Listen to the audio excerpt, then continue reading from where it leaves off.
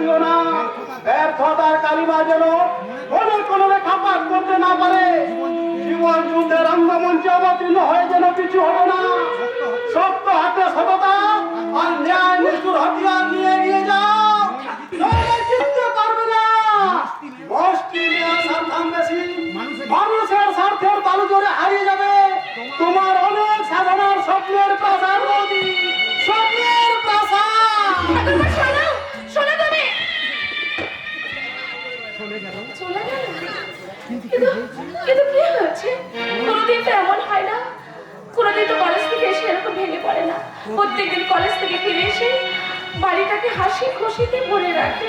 কিন্তু কিন্তু আজ এমন কি হয়েছে?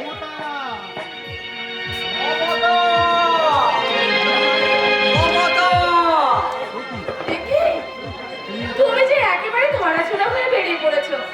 বের হতে কি মন চাই মমতা, কিন্তু কি করবো বলো, উপায় নেই।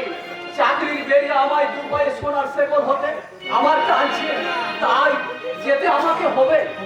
কবে ফিরে আসবে গো? আমরা 1 মাস তো দেরি হবে। 1 মাস? এত দেরি হবে কেন গো? দেরি আর কোথায়, ওটা দিন দেখতে দেখতে চলে যাবে। বাড়িতে মা, জয়ন্ত, রঘুদা এদের নিয়ে কোটা দিন কাটিয়ে দাও।